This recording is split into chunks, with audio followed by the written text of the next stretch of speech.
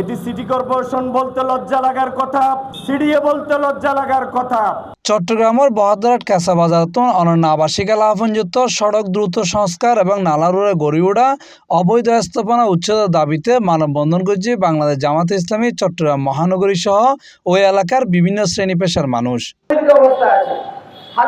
শুক্রবার বহদ্দারহাট সড়কত আয়োজিত মানববন্ধনত অংশগ্রহণকারী সকল অভিযোগ করি হয় দীর্ঘদিন ধরে সড়ক বেহাল অবস্থায় তাহায় প্রত্যেকদিন যাতায়াতকারী হাজারো মানুষ চরম দুর্ভোগের শিকারর। পাশাপাশি নালা রোডে অবৈধ স্থাপনা নির্মাণের কারণে পানি চলাচল করতে বাধাগ্রস্ত হর। এই কারণে সামান্য বৃষ্টি হইলে এলাকায় জলবদ্ধ সৃষ্টি হয়ে জনভোগান্তি আরো বাড়ি যাগুই।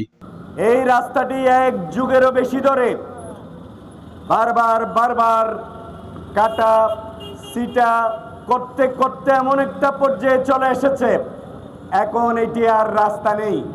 এটি সিটি কর্পোরেশন বলতে লজ্জা লাগার কথা, সিডিএ বলতে লজ্জা লাগার কথা।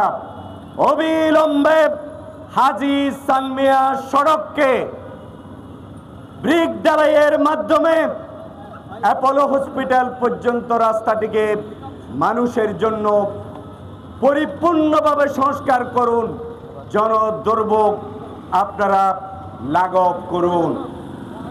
সংগ্রামী ভাইগণ, এই রাস্তায় লম্বা করে নালার উপর দোকান ছিল, সেই দোকানগুলো ভাঙা হয়েছে রাস্তা সংস্কারের নামে।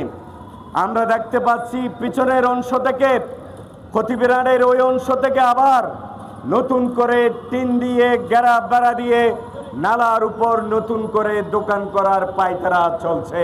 মানববন্ধনত বক্তব্যের অবিলম্বে সড়ক কার্পেটিং ও সংস্কার হাস শুরু এবং নালারুরে অবৈধ দখল উচ্ছেদের কার্যক্রম পদক্ষেপ লইলে সংশ্লিষ্ট কর্তৃপক্ষের প্রতি আহ্বান জানাই।